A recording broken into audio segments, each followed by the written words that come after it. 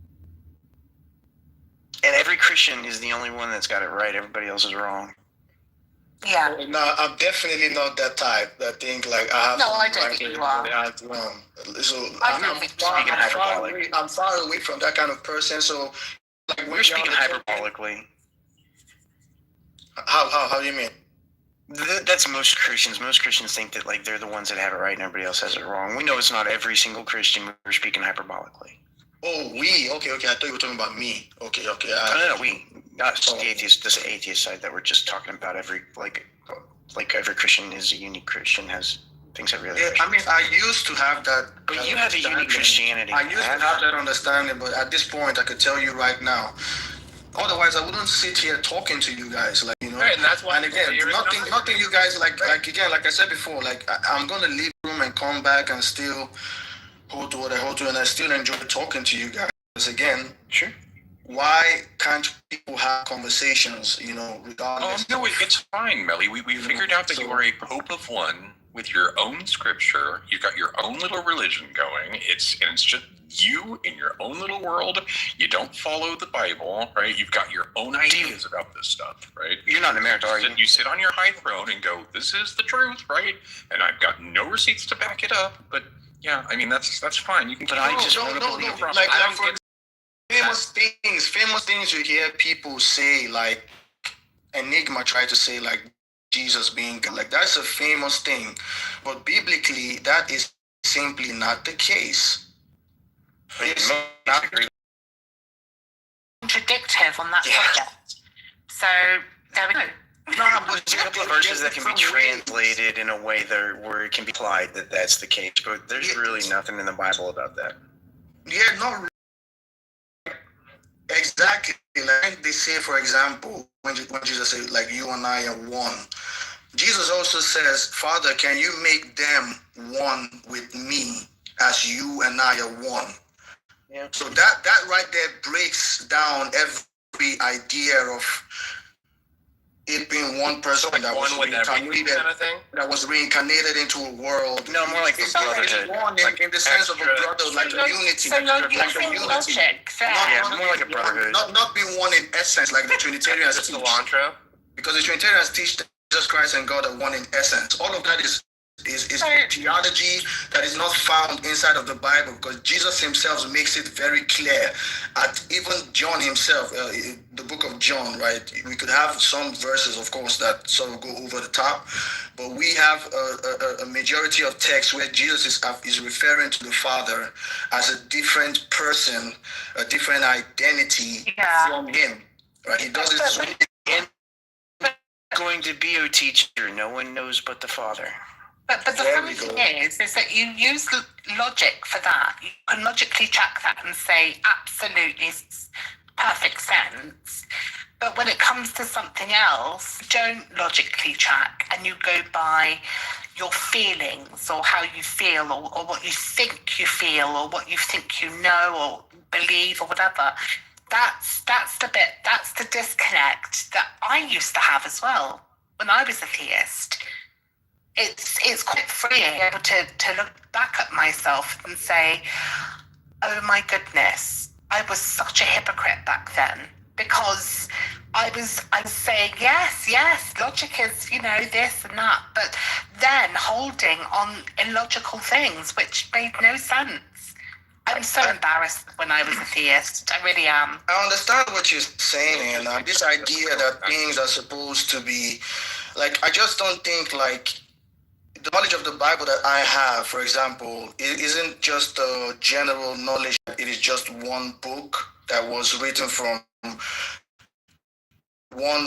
beginning to end. No, in the same. Hold on. Just finish. Let me finish. In the same session, and that this book was supposed to be, the people writing it had in that we in 2025 would somehow listen to it. Like, no, that doesn't make any sense, right? But when I look at these things, right, I can understand, like, that they are, I don't know if you guys have heard about something called the supplementary theory, or the documentary theory that it's that the Bible or the Torah may have been put together by different sects, like the Yahwists, the Elohists, and so on Yes, and they so were, forth. and they were also added to and taken from different sects and different religions. So right. yes. So the idea of things theologically contradicting. Listen, people have the Talmud itself, which is so doesn't have issues. The Talmud itself, or the Talmud itself has debates that have been going on for thousands of years. So again, like I don't think like this idea. You guys are minimizing. Well, I have two questions then. You're minimizing just the nature of theological contradiction. I have two. And then the last thing I would say. Let me just say this last thing. If you look at the Nordic people in terms of just theology, or in terms of religion, right? Because I look into that too. I'm interested in Nordic. I've got my Nordic book of myths on the shelf right over there, along with the Egyptian Book of the Dead, Tibetan Book of the Dead, bunch of different. That's all. Okay, you should definitely get yourself the Enuma Elish if you don't have. I think you probably. I've read it. I don't have a copy of it. The Satanic Bible is a good one as well. Yeah, that's cool too.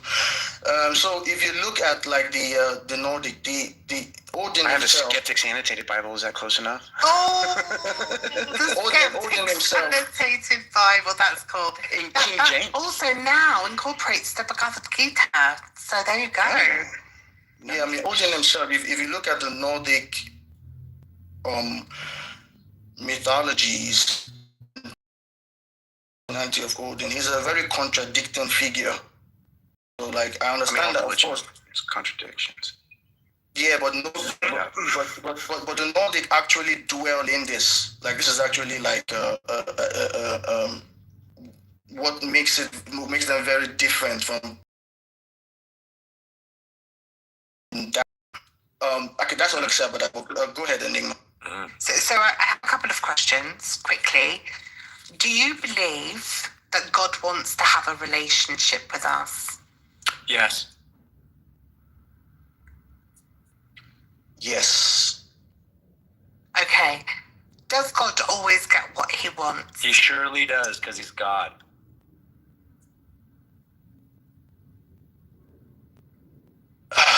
I don't know. He's not going to agree with that because even in the Bible, God doesn't do what he wants. Thank you, Donald. Thank you very much, Donald. Hold on a second. See, Donald actually have to know a little bit more. I'm just in this room noticing Donald. No, Melly, hold on. A second ago, you were perfectly capable of speaking for God, right? And now we ask you like a related question, and you're like, I don't know. Well, it turns out the whole reason that you said yes in the first place is just because you're talking about what the Bible This is so funny. Right? I mean, it's dumb, right? And he was discrediting the Bible, saying that he doesn't know which parts, out of the contradictions are true. But for me, an all-knowing, all-loving being that wants to have a relationship with its creator, it would logically stack that he would make sure that any doctrine or communication that gets people to him is going to be perfect. But I do believe you can have a conversation with God without the Bible. How? Like God could have a God could guide you. Like you could have. How? What do you mean how? Yeah, tell me how. I mean, every atheist would convert if you could teach him how to talk to God. Yes, how? How? Please. No. Okay, not literally. Of course. Oh, not literally. You were of course not. Hold on. I wasn't saying like, hold on. Figuratively, right? Wait. Huh? Just imaginary talk to God. Imaginary. It's all fucking in your head. Right? No, I mean people have people claim to have intuitions that guide them, things that are greater than themselves, it's not like, and I don't think you need a book to guide that's you. not what we're talking about, is it? Like that doesn't make sense. Like even like the people of the Bible times didn't have a book. Yes, the Torah people didn't have. They had the Old Testament. You're wrong. No, the Torah. Like people with the Torah times didn't have a and book. the Tanakh. Enigma, did he ever answer you? No, the Tanakh is the other.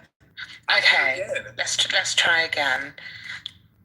Okay, does God always get what he wants? Yes. I don't know because like I said, You don't know if God gets what he wants or not? Because again, there are two views about this. I can read you somewhere in Isaiah where it says, like, this is God speaking. It says, "I planted a garden or something, and I was surprised that it didn't yield fruits." So these people actually called like you're talking about Jesus. references. You're talking about Jesus when he was hungry. No, not Jesus. No, in Isaiah. In Isaiah. Okay, yeah. The book of Isaiah, where this is happening. So it's actually like this. The difference will be like the Calvinists, which the Calvinists think that God is. How does Isaiah prove that God doesn't get what he wants?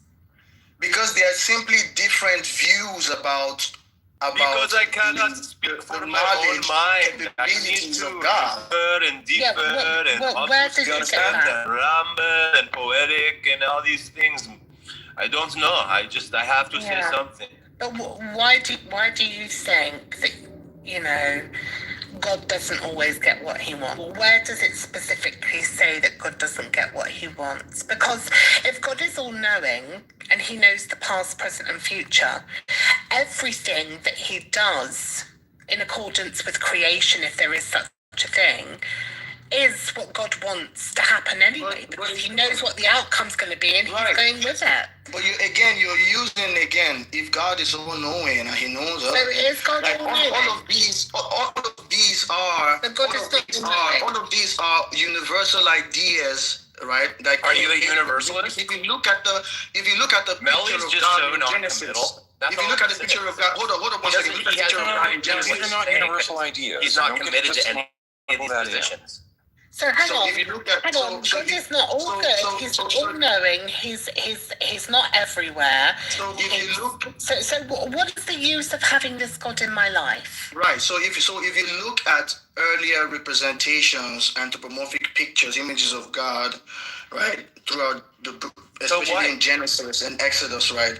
You have these images of where you have this image. I'm trying to explain to you. Ask me a question, right? I'm trying to explain the question to you, the answer to you. But I need to stop you, Melly, because you've you want to hear what I gotta say or not? No, I do want to, but you previously said that you cannot rely on the Bible because people have added to it, taken bits out.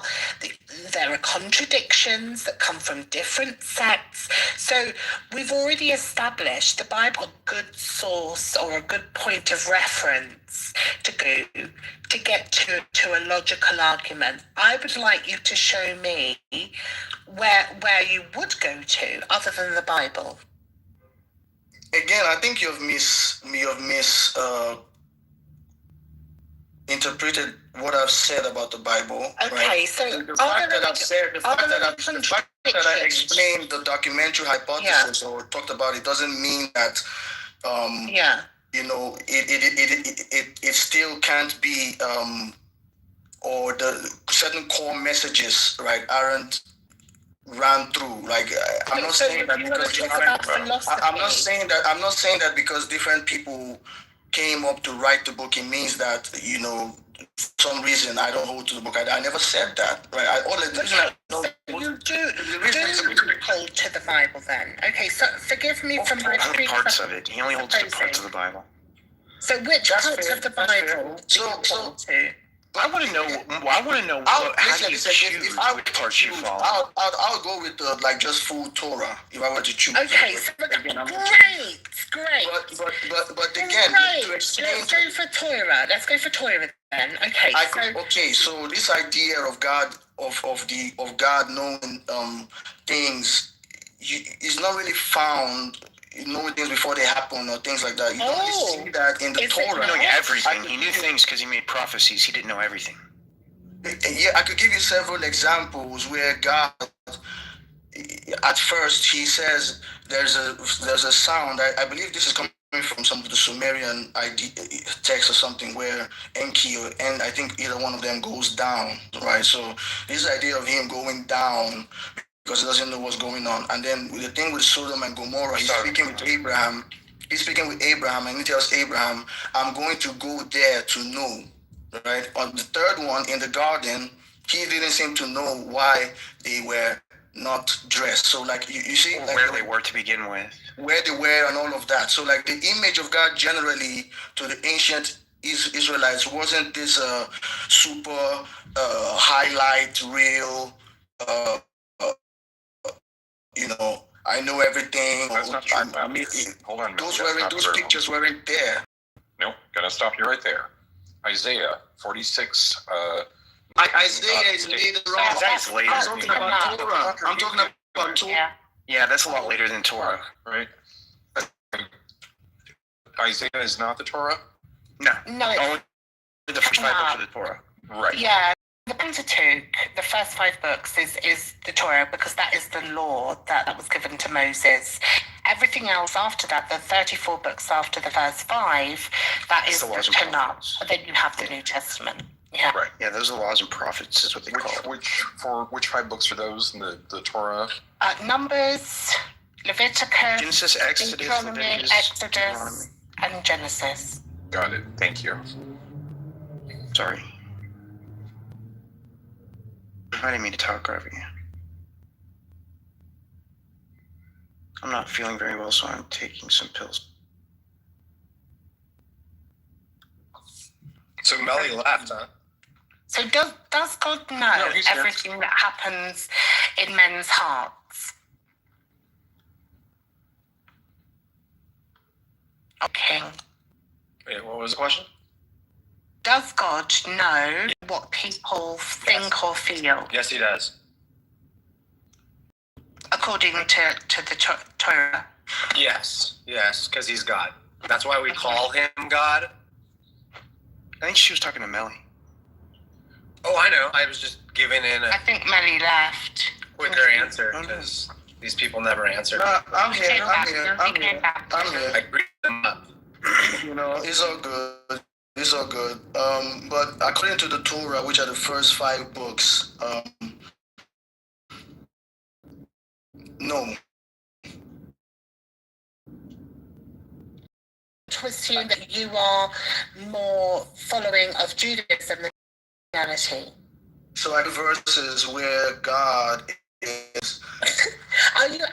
Would you say that you Judaism more than you do Christianity? I wouldn't necessarily say Judaism. I just have respect for. I just have respect. Okay. I just have respect for. Do you believe in the New Testament? Of course I do. Okay, so it's not just the first 5 books then? No, of course not. I respect all of the books, but I understand. Hey. But I understand. Listen. This is something I understand that there is historical context. I understand that there's a historical context to this book. You literally think that the Red Sea was parted? Of course, I don't know about that. I think that's in the Torah. What about the fact that Joseph could interpret dreams? Oh yeah, we don't have evidence. Yeah, like a fortune teller.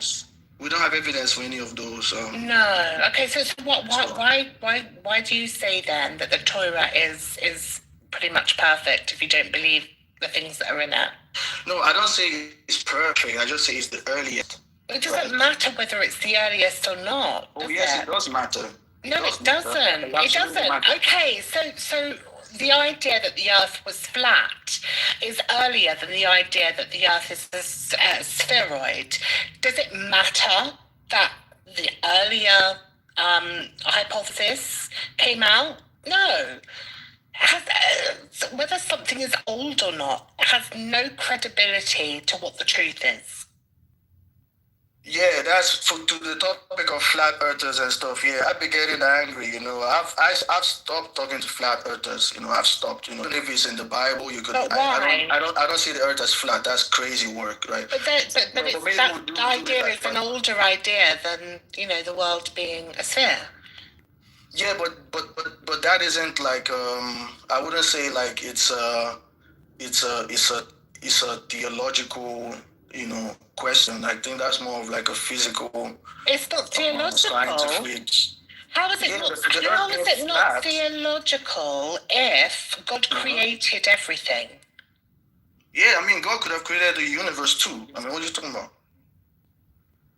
Oh, do you know what? I think you're having a little bit of a disconnect. Yeah, because that's a physical question too. That's not a theological question. A theological question is like, am I going to go to heaven? That's a theological question, right? A historical question is like, did God create the universe, or did God create humans? We know the answer to that. The answer is no. God doesn't exist. Yeah, the God of the Bible definitely can be disproven. The God of the New Testament can be disproven. The God of the Book of Mormon can be disproven, and the God of the Quran can be disproven. The gods that are mentioned in the Bhagavad Gita can be disproven. The gods of ancient Greece, that mythology, can be disproven. Pantheon. Hey, you know what? That's yeah. They were a pantheon. Like, you guys are very fair to all religions and stuff. So it is what it is. Yeah, they're all wrong. Yeah, that's fair. That's fair. Yeah, I don't think that there is any kind of religion that has been proved true. Do you see this Courtney Nicole down there? Read what she wrote. I don't even think it's such a po, dude. Like, it's not even a real person. I bet it's an atheist or it's some bot. Who's disproving anything in the Bible or the true and living God, Jesus Christ? I pray you have an encounter with him. But do you know what, Courtney? I would love to have a chat with you because you seem like a reasonable person. You seem quite empathetic and you want people to learn about God. So I think you should come up and have a little chat with us. No, I'm serious. I mean, I invite people. You can also raise your hand. Yeah, I'm serious too. I think she's... Oh yeah, this is the Christians y'all love. Oh yeah, y'all gonna love this one right here. She has 3 friends. Her PTR says... Disciple of Jesus Christ. This is like a total bot, dude. It could just be that they're new to the app. That doesn't matter. Or it could just be that they're unpopular. Popular. See, this is why I don't believe these people. Because if I was a person that advertised myself as such, branding myself as a God disciple and all this, I would just pop right up and freaking start speaking some truth. Yeah, I want to know God. When I'm in a Christian room and they start saying some bullshit about the Big Bang Theory needs God to happen, I pop right up and start telling them that they're wrong. But the Big Bang was actually a put down from theists, wasn't it? For the idea of the expansion of the universe. I do, it's fun. Yeah. Courtney. Talking to theists about physics is probably the most entertaining thing in the world. Come and talk to us, Courtney. They get everything wrong, just like every other time you ever talk to a theist, they get everything wrong. And I just get to talk and talk. Hey, if anyone wants to know him, I'll help however I can. I mean, hopping up on stage would be a big help. This person is not serious. There's no way. Hopping up on stage would be a big help. I would like to know him. Hopping up on stage would be a big help. She might not know how to do it. Send her an invite. I've invited her. Oh, okay.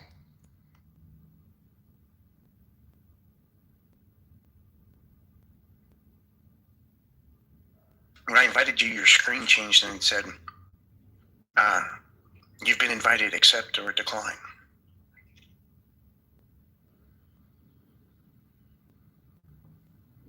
Spoiler, if you want to come up, you have to hit the one that says accept. I'm sure, God will have told her that, my lovely.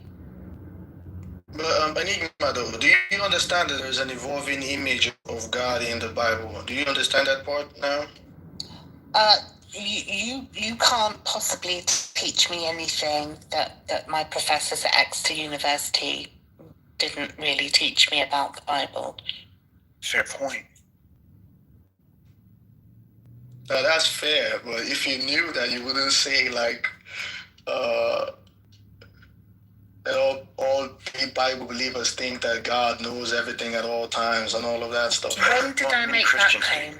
When did I make that I think it's what she said, yeah. We try to ask you No, I didn't your say opinion, dude, and you just do this, and now it's funny. See, this is almost gaslighting, really, because you're unaware of what you're doing, but that's what we've been saying the whole time. Is like you're dodgy, and like you defer to other people's ideas, and we're only looking for like your assessment, like what's the feedback, right? Like if you ask me questions, I'm just going to tell you what I think because I'm willing to just go, oh, I didn't know that. No, I'm changing my mind right now. Right? Yeah, but my opinion, give you what I think right now. Yeah, right? Like what my assessment is. Yeah, well, my opinion on the question was no. God doesn't know everything, and then I explained to you the importance of like how I've reached that conclusion. When I was saying, what doesn't God know? God doesn't know what you would do till you do it. Does he know about nuclear fusion? Right, like does he know that? He knows all this stuff. Then when it comes to humans, he's all like slipping now, right? Because their minds are so complex. So can I ask, if he doesn't know what happens inside of humans, how did he say to Moses in Exodus that he was going to harden the heart of Pharaoh? Yeah, I mean, he has plans. God has plans, and the ways he has like to fulfill those plans. But it's dynamic. Are you repeating what the Bible says again? This is what I think, and it's what the Bible is. What I think. Based on right? what? And it's what based on how the Bible relates. Okay, so you're just repeating the Bible again. But it's what I think, though. Like I don't know, like this is the argument that Courtney says. Right? Hang on, Courtney has I don't know why y'all having a hard time getting it. You have to have the Holy Spirit to be able to interpret the Bible, is what God tells us. When I read the Bible cover to cover 3 times, I was a Christian. Yeah.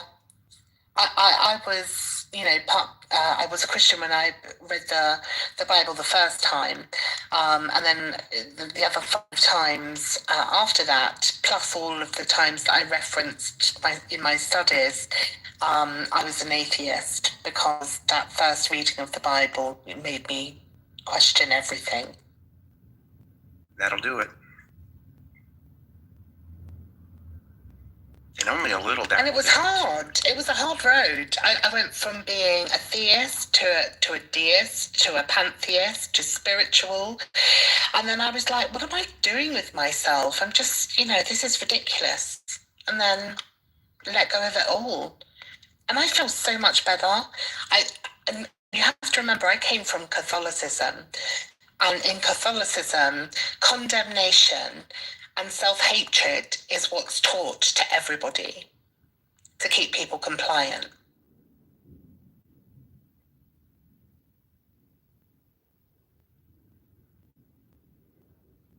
I got my kitty in my lap.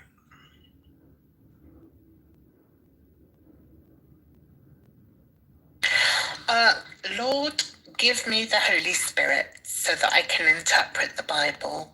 I ask this in Jesus' name. Amen. Oh, Lord, are we praying now? Well, I don't have the Holy Spirit. I don't feel different. It's telling us we need to pray. Because didn't we already go through the prayer thing doesn't work? I thought we already went through that. Luke 11:13. Well, how about Leviticus 21 where it says you can sell your daughter to her rapist? All right, because then you'll have the Holy Spirit in ya, all up in ya. You know what I mean? Verse 7 is that one, Donald. Verse 7. Verse 20 tells you how you can beat your slaves, even to death, as long as they don't die within a day or 2 of the beating.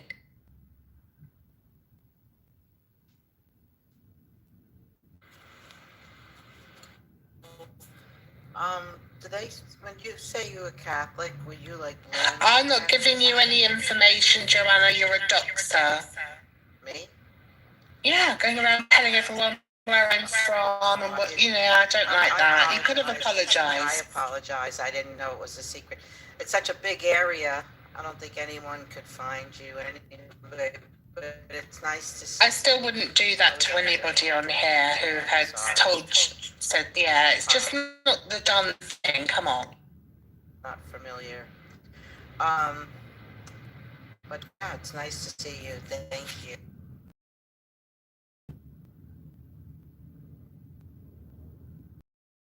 I accept your apology. Please don't do it again. Thank you. I'm not familiar with the. I'm glad you left the Catholic. Versus his daughter burning, not selling her to your rapist. I get Deuteronomy that has the. You just burn them alive in Leviticus for sex. Yeah, and any of the surrounding inhabitants of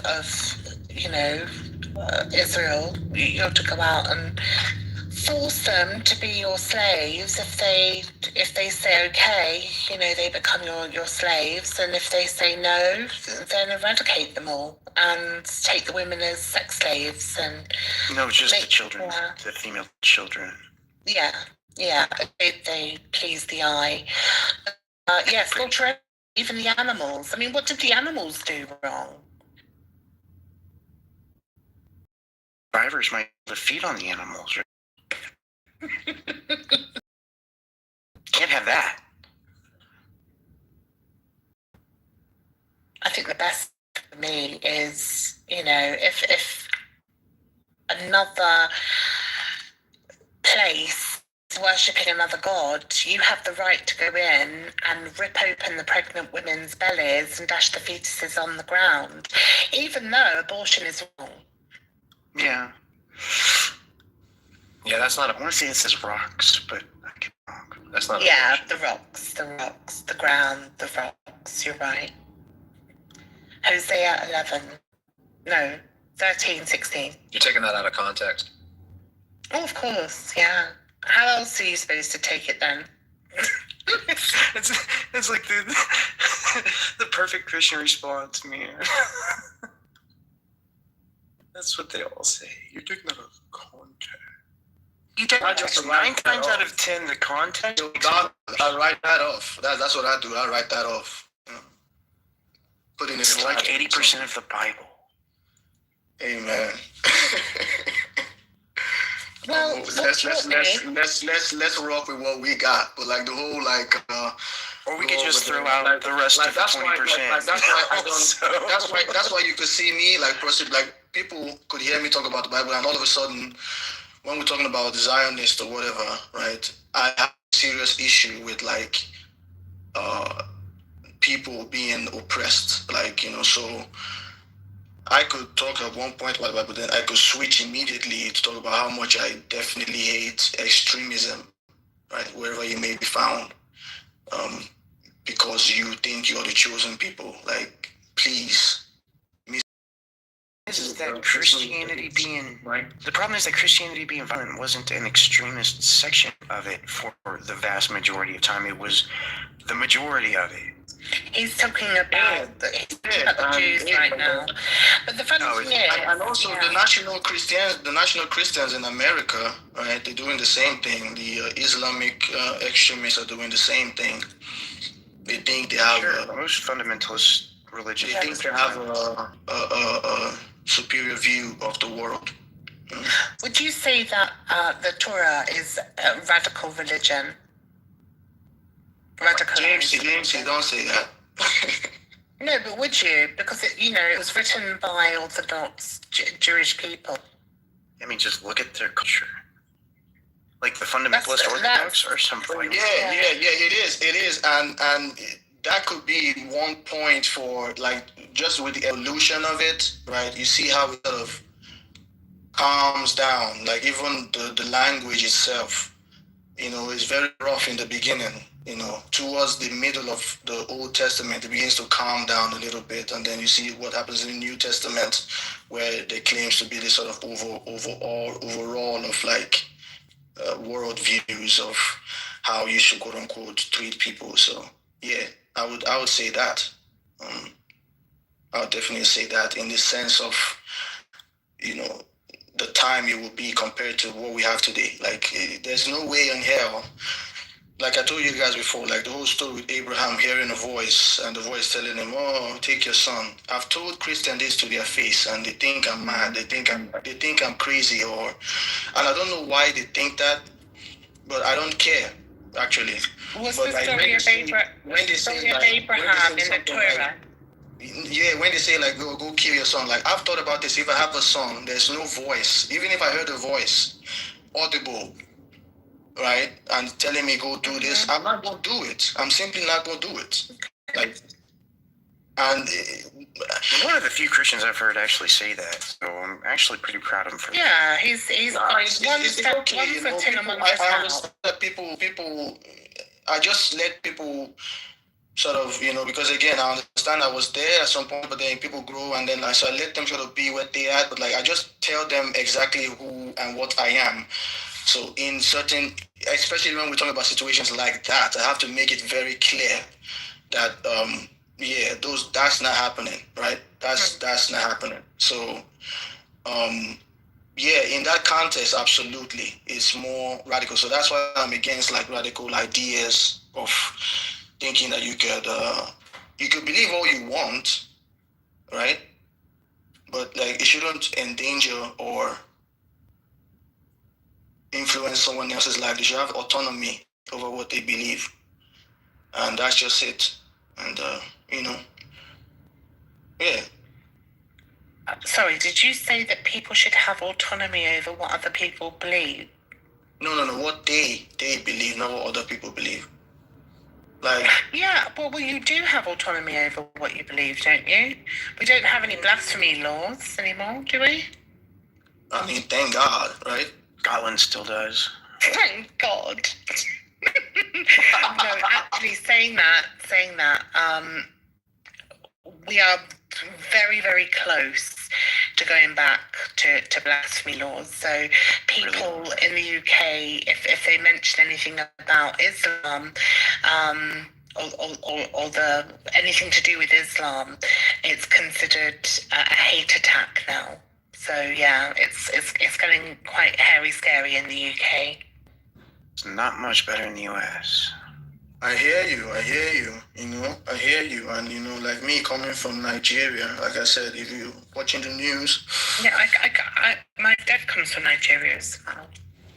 Yeah, so like so many things are happening where people can't be, especially in the north, where people can't be open to what they believe. And I don't believe, like, I just don't know. I think human beings are different because I don't know. There's nothing in me in what I believe. There's just nothing that you can say something about anybody. Like, why should I think that? It's just hard for me to think, or even like someone else. You say something about Muhammad or something and you get killed. Like, that's, my brain can't even process that. Like, you could say anything about Jesus. Like, what the hell? You have a right to say whatever you want to say. Like, that's how I see it anyway. I wish more Christians felt like you.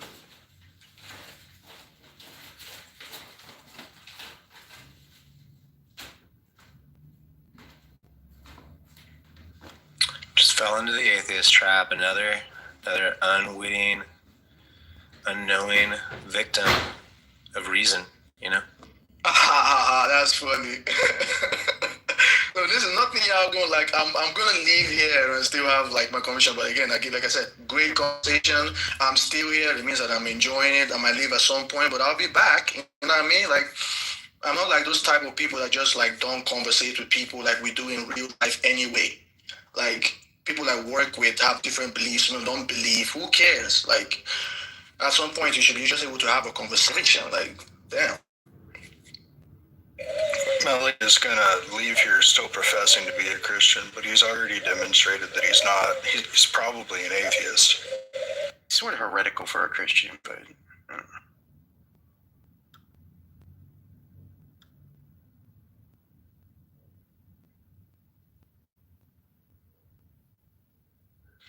another. Welcome, Jamesy. Whoa, that's good. Yeah, Melly sounds a lot like a Muslim or following Islam because he doesn't believe that Jesus was God, and he also, believes in the Old Testament God more so, and I would liken that more to Islam than Christianity. But I would say like he's a son of God though.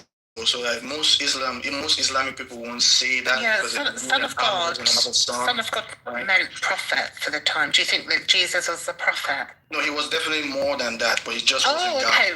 What was he then?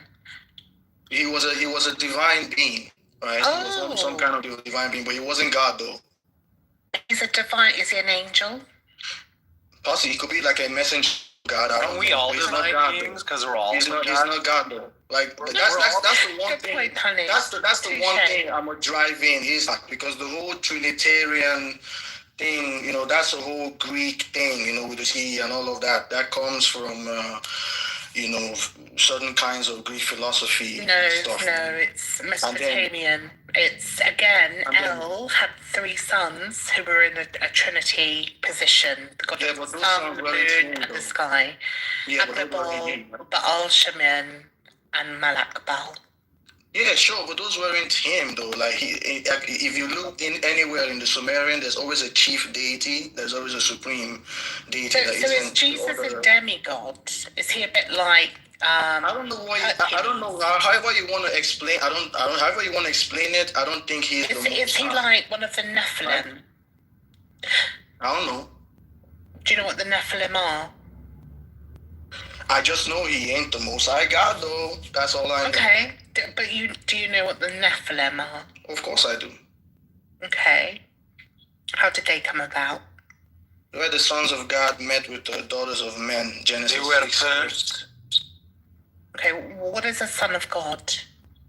Yeah, a son of God, according to certain Hebrew translations, the earliest Hebrew translations believe the son of God were angelic beings, and then later on you have people like Rashi talking about the son of God being actual just men of a noble man. So you do realize that the archangels were taken from that Mesopotamian pantheon, and they were turned from God's children to angels with divine purpose. You talking about the 70 sons of El? Oh yeah. No, I'm not talking about that.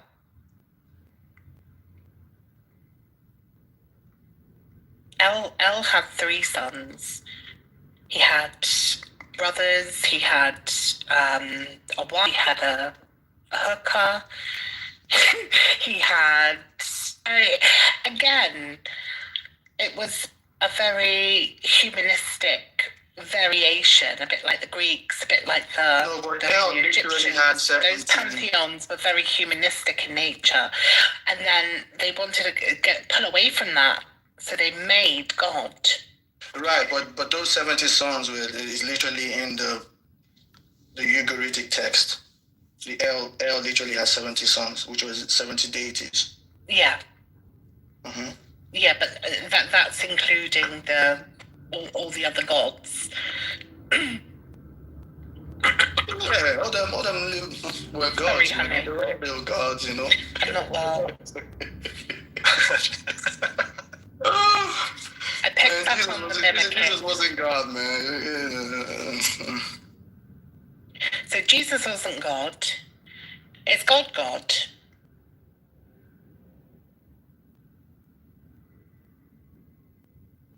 Yes. I appreciate that. God. No one.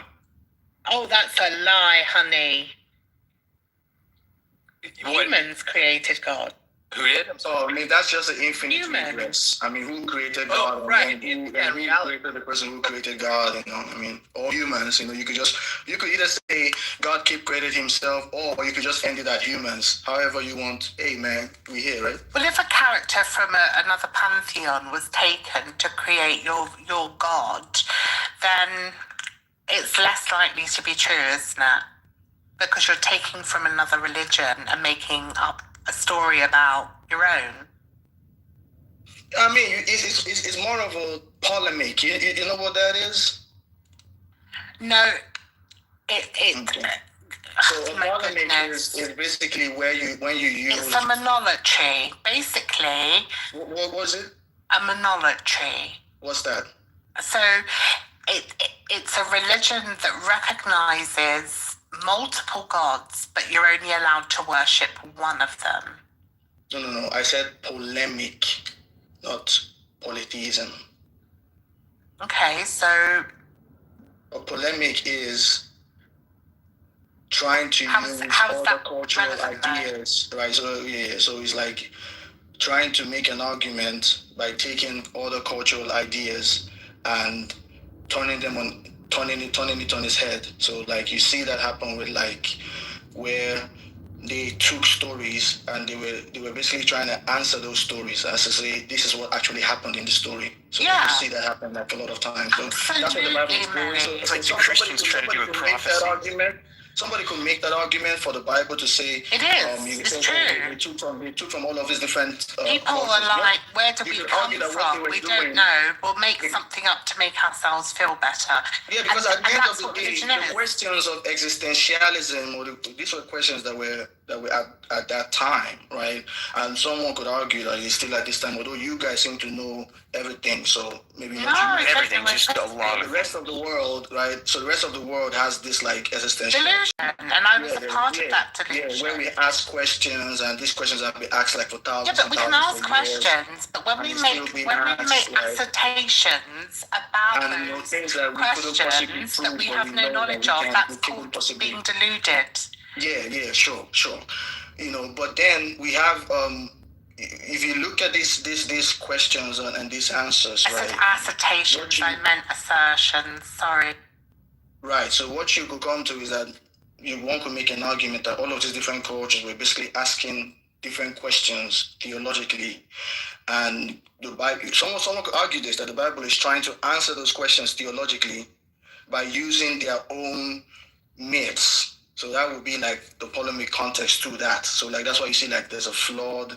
It borrows from different places, and then it tries to make one congruent story, you know, through their own lens, of course, right? So, because again, if you look at the history of Israel, Israel was under Egypt for so many thousands of years, historically. So no, not historically, just in the Bible. No. Historically, I'm not even talking about like what the Bible says about. I'm not talking to you about when the Bible says Israel was in Egypt. No. I'm saying historically, Israel controlled that region that we know as Canaan. This is before the late Bronze Age. Oh, you're talking about the Egyptian like governing of that area? Yes, before the late Bronze Age, we have something called the Amarna letters, where Canaanites, satyrs are writing to Egypt and calling for military help because from the north the Syrians are attacking. So this is so when we have the Bible beginning to formulate around give or take 800 BC, give or take, right? But before that, what we have were smaller settlements.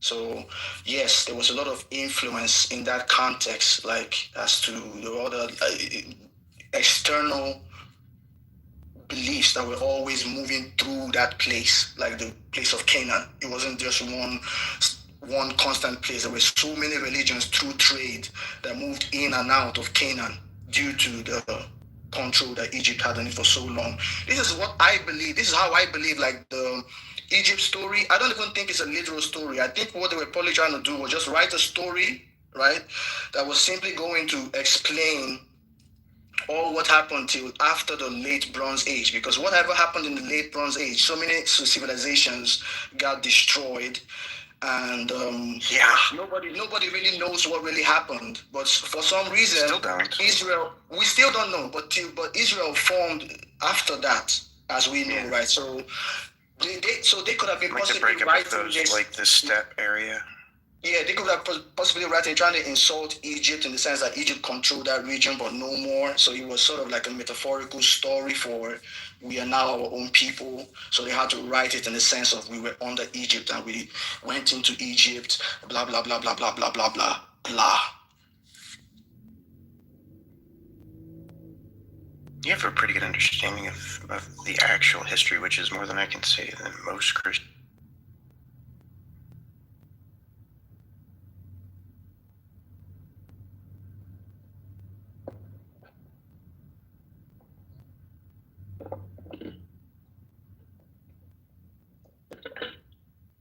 So are there any other theists on stage that want to have a conversation, or in the audience?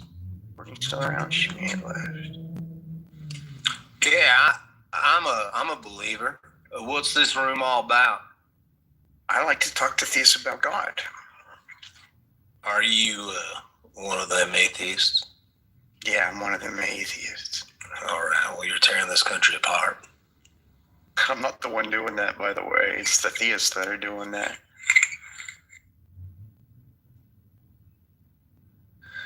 Listen, there's a lot of radical leftists tearing this country apart, and they're godless. No, the radical leftists in this country are not godless. And if there's no radical leftists in this country, there's only radical right. Oh, I beg to differ. There are radical lefties. They're making the frogs gay. Come on, Donald. Nazi like Donald. Okay, so which are the radical leftists? Oh, Palestine Action are radical leftists. Who? Palestine Action. That's radical left? Okay. Definitely radical left. So in the United States, who are the radical leftists? I would probably say that would be the feminazis. And how many of those are elected officials? Oh, thousands. Most of them are lesbians.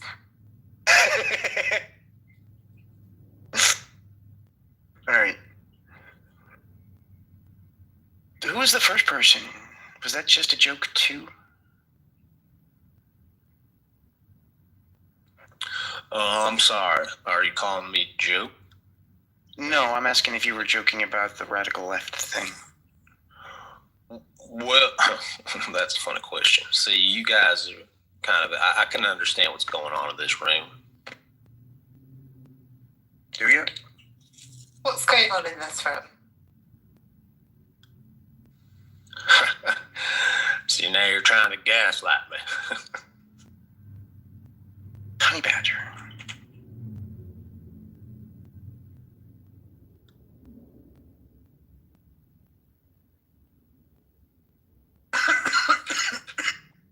You gave me a headache to reach. Sorry, dude. I couldn't hold. I was gonna laugh so hard. I couldn't keep going with you, man. But it's fun. I think there's extremists on the left and right. I think the right's extremist is more, quote unquote, physically deadly, dangerous for sure. For sure. But then if you look at the left, we have like the cancel culture that's sort of eating itself. Yeah. Right? The cancel culture did great. Hold on, wait. The cancel culture was great to call out many pedophiles and all of that stuff, great. But then it began to eat itself in the sense that people who even never really did anything, many people from different races, not just black, white, were falling under, a microscope was basically set on people, like even the people themselves who were going for the cancel culture and got canceled themselves. Not just cancel culture, it's the people that tear down statues or they throw paint over paintings and destroy them. You know, the destructive people that call themselves activists, but they're extremists. They don't. No, that's facts. Well, I understand that you have oppositional defiance disorder, Millie. So anything I say, you're going to say no. It's fine. No, I actually said, no, that is facts. I know, okay, so actually right now. See? No, I said, no, that's true. And I know, and I'm gaslighting you. Oh. Okay.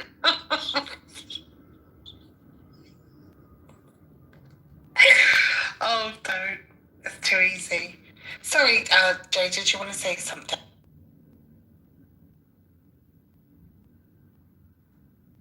It's like, goddamn, I didn't say that.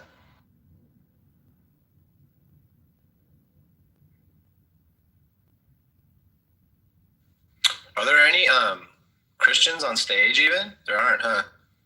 Yes. Who? Well, Me. Melly. Oh, we already did Melly. Melly's done. No, Melly's not a Christian. He's I am a Muslim. You're not a Christian.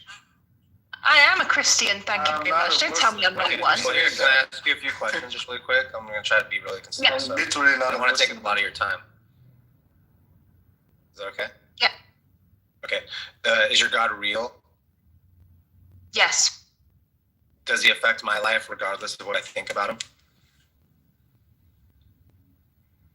Yes. Okay. I'm going to just say, I know he never forces anyone to do anything against their own free will. But if he did, it would be well within his rights. He would be justified in doing so. It would be morally correct, and it would be good. Don't you agree? Yes. Okay. Does your God want me to go to heaven? Yes. Does your God ever fail at getting things he wants? No. Okay. So I'll be going to heaven then, right? If you be good. Be a good boy. We already covered all this. He wants me to do all those things, right? To go to heaven, right? Yeah. Excellent Yes. questions. Right. So then I guess I'll see you there, right? Yeah. God wants me in heaven. It doesn't matter what I can do. Yeah. I'll always end up in heaven. Awesome. Hey, look, she did it. She said yeah. Honey, bring me a bottle of rosé. Bring me a bottle of rosé. I just want to know what our mansions are going to look like. We'll bring it in heaven. We're gonna meet in heaven. I want you to bring me a bottle of rosé. I'll bring you a cat. No, bring me a rosé. bottle of rosé. It was a great spring day, maybe. I'll bring everybody a golden calf. How about that? All I'm saying is that eternity's going to be a long fucking time if I can't smoke weed. Bring a bottle of champagne.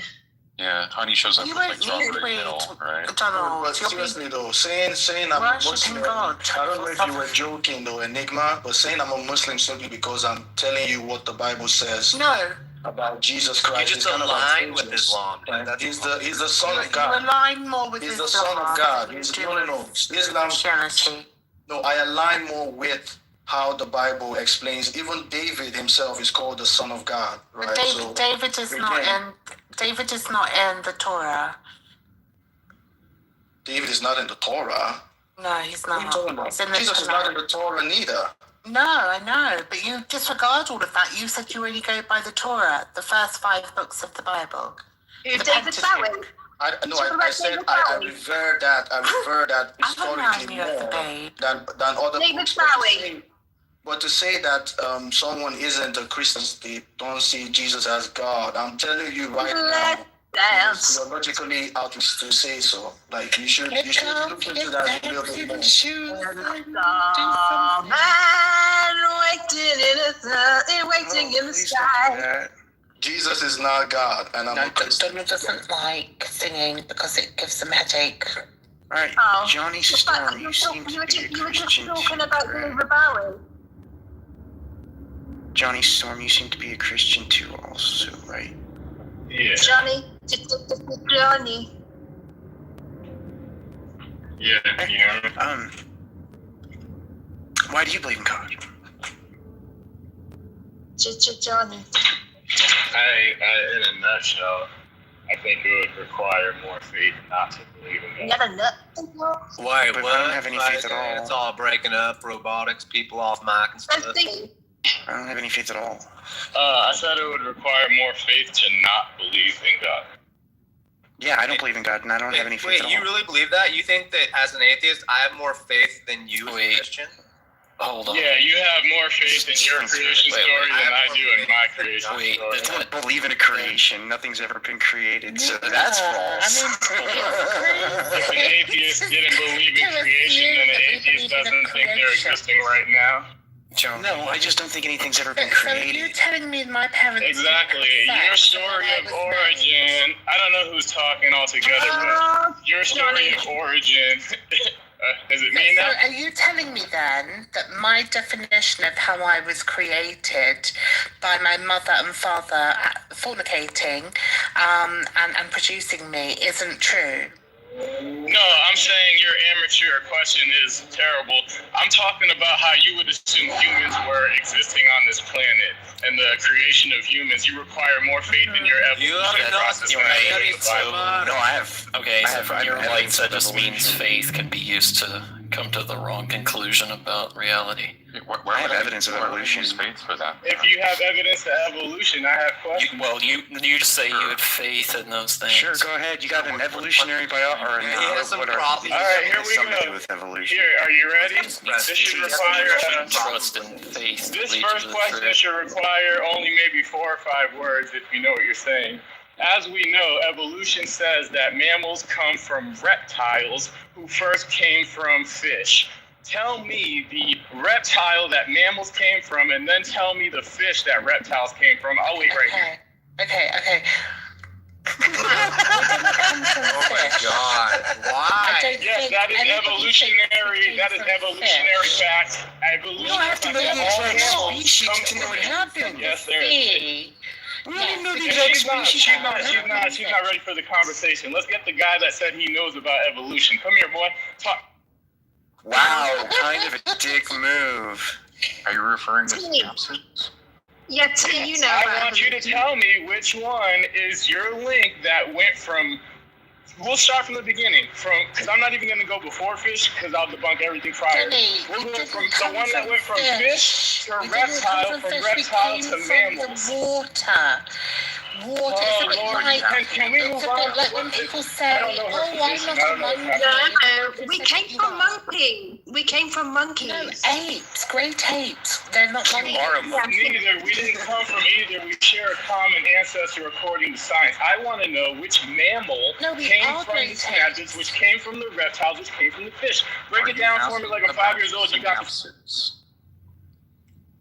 We are great apes. synapses? We didn't come from them. We are. Yes, he's asking about synapses. We come from bacteria. I know what evolution says. I'm just seeing the faith you have.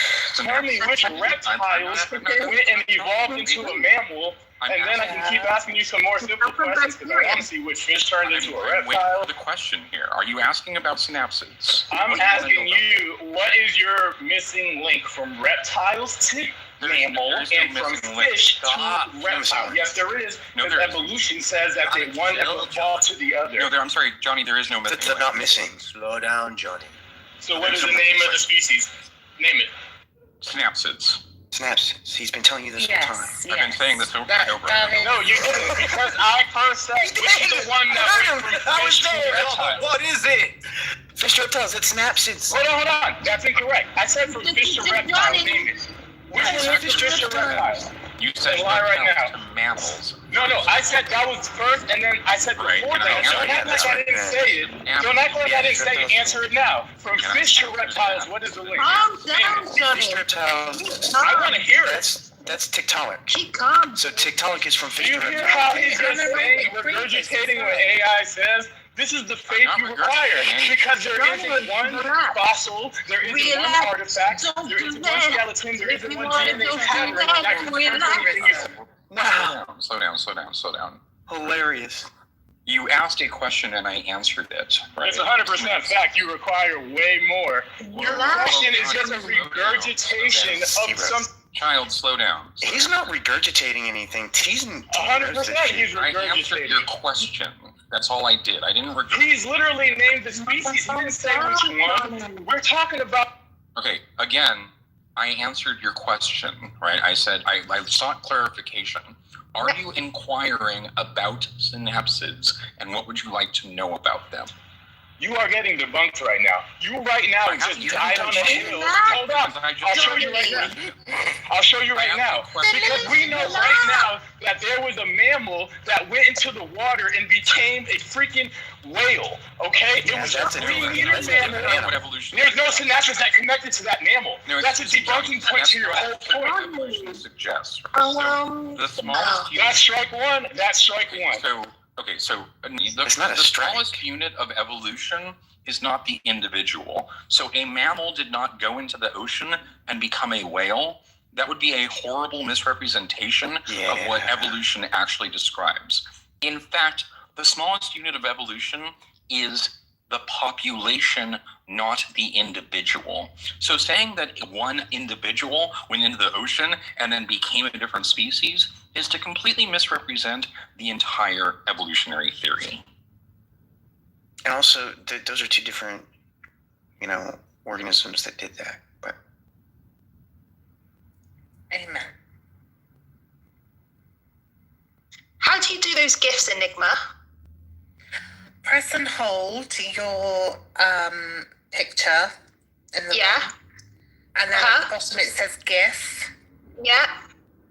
And then you cool. Yeah. If you're on a computer. Okay, so the Pacatus wasn't a land mammal.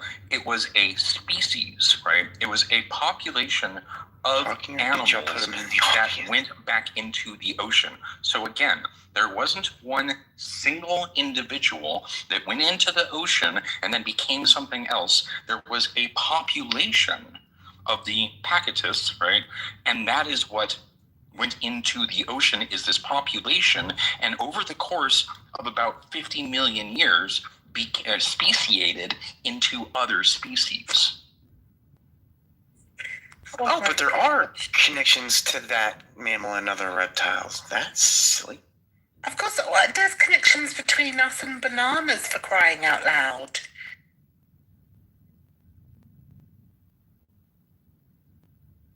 But it would be, again, population. You need to start saying population. All right, population.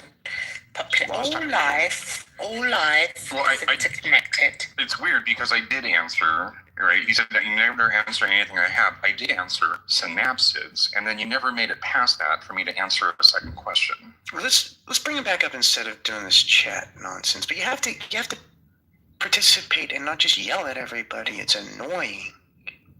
Mm-hmm. You're the only one getting emotional here, Johnny. Yeah. Johnny, be good.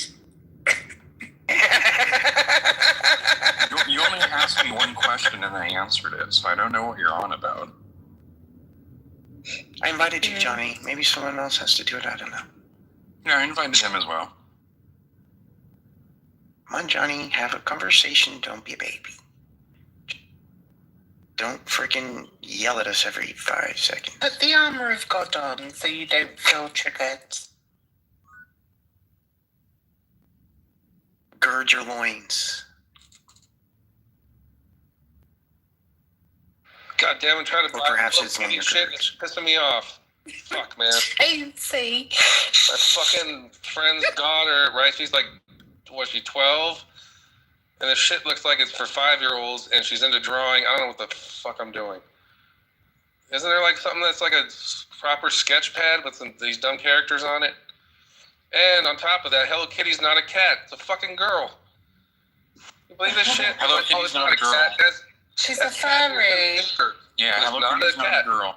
Yeah. Yeah. I think I have enough It's a bit like Janet like that. From The Good Place. Janet from The Good Place is not a girl. Yeah. Oh, man. This is killing me.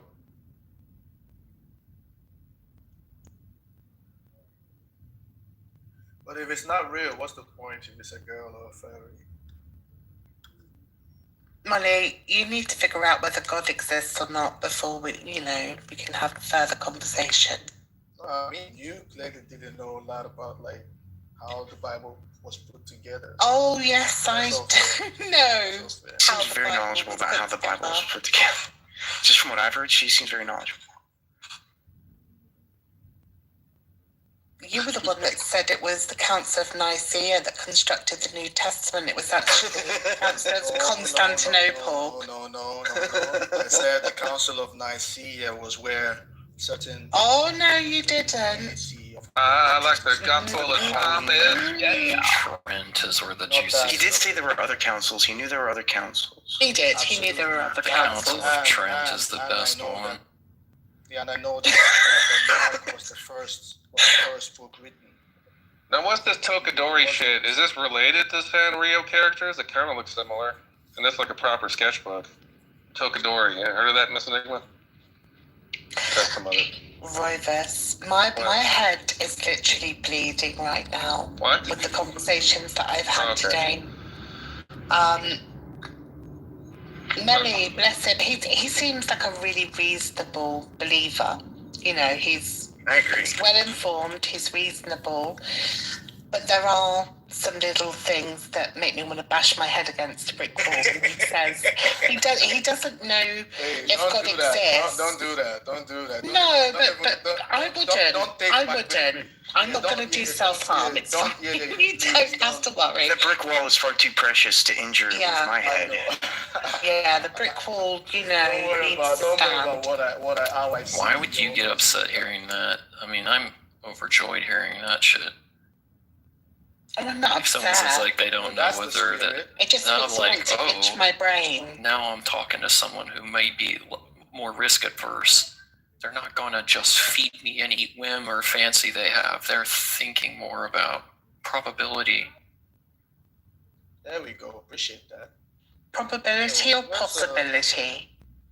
Well, you could. They don't know how to tell the parse it however you want. There is a difference, but just for simplicity's sake, it's more risk adverse to abstain typically. Or like, if you watch prey animals stop and freeze and look around, they're not just going to run or fight. They are just collecting a bunch of data. Or play dead. Holding their cards close to their hands. Or holding their cards to their chest, I should. I have a group of possums that comes around and I shine the light on them and they just freeze and fall over. I don't really think it's a big deal if God exists or not. So, there's that. Sorry, what did you say, Melly? I missed what you said. I don't really think it's a big deal if God exists or not. Okay. Because I don't think it's really gonna change anything. You could just say you don't think God is a threat or a real concern. Like, oh, God existed, but it didn't make a difference. You still went to heaven or whatever. Religion in the afterlife. God was just there and saw it happen or something. Like, oh shit, Melly's in heaven. You're God. Well, it's what people do in the name of their God that concerns me. You know what? I agree with that. I agree with that too. You know what, Donald? I agree with that. So, see what I mean? The bro's theology is actually on point. It's hard to hate. But then I'm privy to the worst of it, so it's I don't hate people that are agnostic in their approach even, because that would require a lot of energy, and I don't have it. Some of their actions.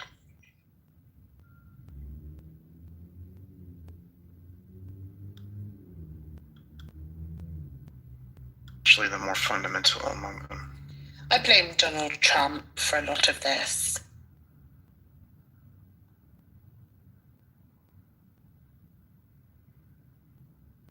I mean, he has disrupted the world, humanity on a world scale. It's insane.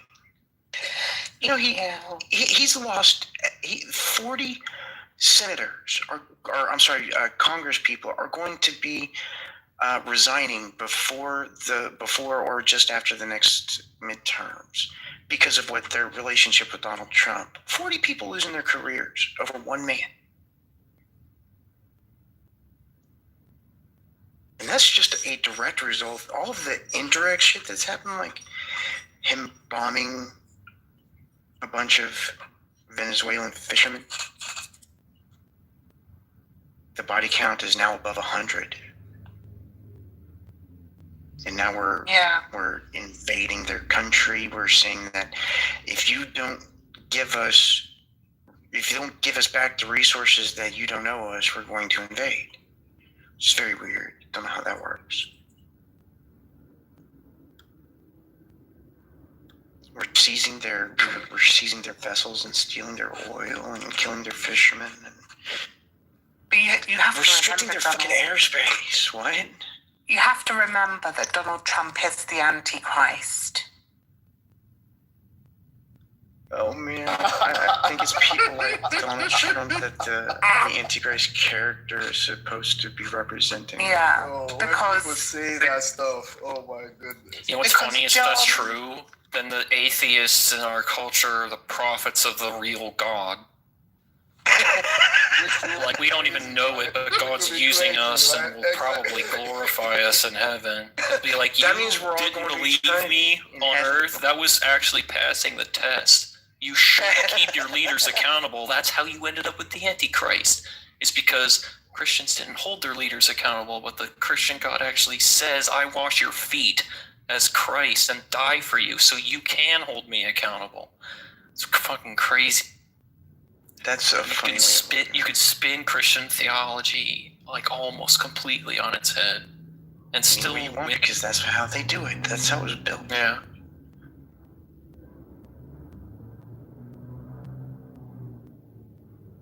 Of course, you can do the same thing for Judaism, because that's how it was built too. The Christians learned it from the Israel. You know, I can get super crazy. Like, an atheist man here is going to say shit like, Donald Trump is not the Antichrist. He's the type of the Antichrist. He's a midrashic foreshadowing. An archetype. He's an archetype. He's just like Goliath or many other, Antiochus Epiphanes. There's been lots of Antichrists that try to prepare the church. We can go through the Old Testament and find prophecy for Donald Trump. I bet you money, we can go through the Old Testament and find prophecy for Trump. It's like saying from the book of Nehemiah, too. It's like, Christians, the Bible's right there in your church, but you buried it on your idol worship of, like, humans, and you're looking for glory in the here and now from the biased confirmation of your politicians. It's like, that's sin. Romans 13 does say that God will put leaders in charge, but only like as punishment. Like, if you aren't following the way of God, God will give you over to like false Christian leaders that are like pretenders or showmen. They're hirelings. They don't really care about the flock. They're just there to make money. And Paul is like warns about that. The epistles are full of warnings about bad leaders that you have to, like in a structure, you have to take them to account. Actually question your pastors and shit like. Somebody needs to write an AI to go through the old. You know what's crazy? So I'm not reading. Yeah, what you just said about like Paul, like I think like they were talking about the immediate situations that they were going through, especially at the time, or probably like 20, 30 years in front. And I'm dealing with like what happened in 70 AD.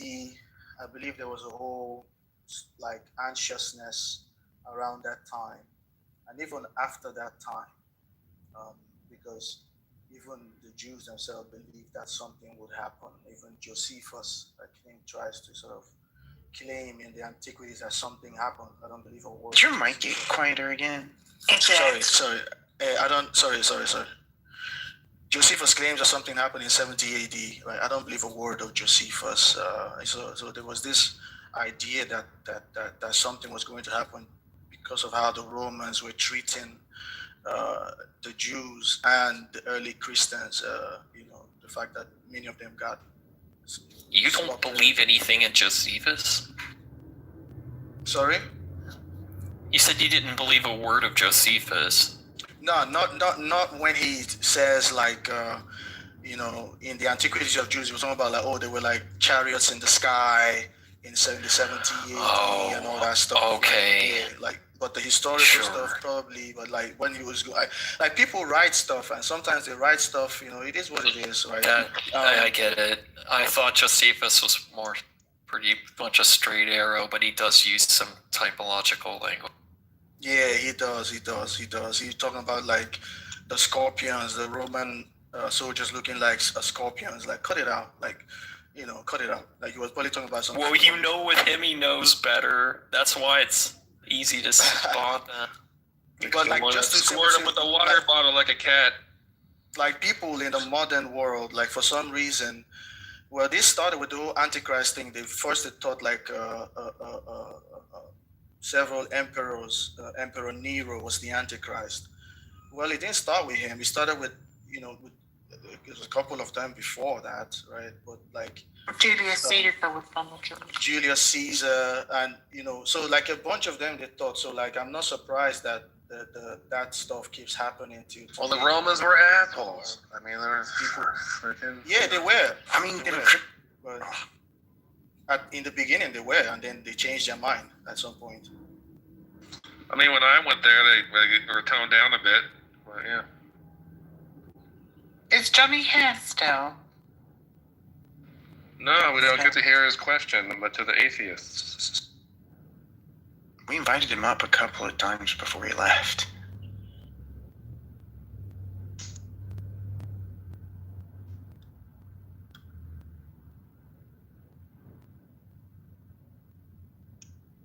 But it's probably going to be something stupid like evolution is false, therefore God.